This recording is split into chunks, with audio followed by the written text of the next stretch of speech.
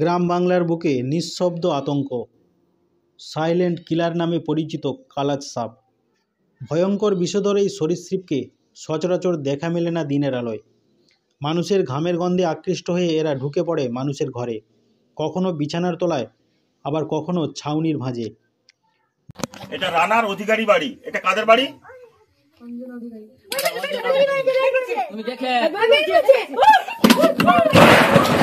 দাসপুর 2 ব্লকের রানা গ্রামে এমনই এক ভয়ঙ্কর মুহূর্ত ধরা পড়ল। পরিবারের এক সদস্য ছাউনিতে কিছু নড়াচড়া টের পান, আর তখনই দেখা যায় মাথা উঁচু করে ঘাপটি মেরে বসে রয়েছে একটি কালাজ সাপ।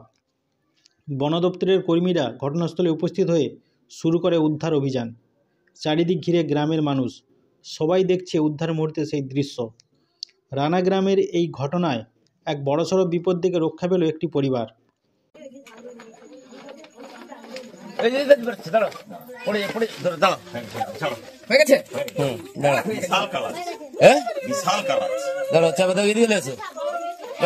ওই গ্রামের অশোক অধিকারীর বাড়ি থেকে শুক্রবার রাতে সেটাকে উদ্ধার করে বন দপ্তর।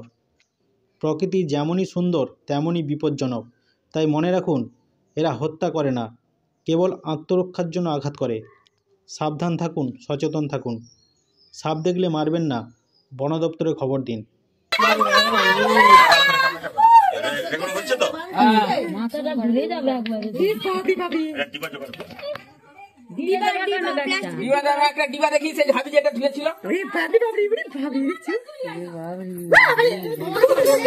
ছেড়ে দিচ্ছে যা।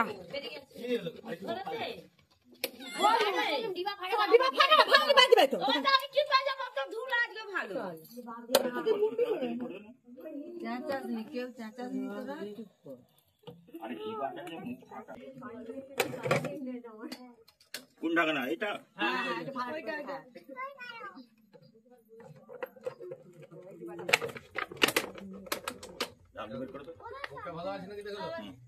এটা কালাজ সাপ।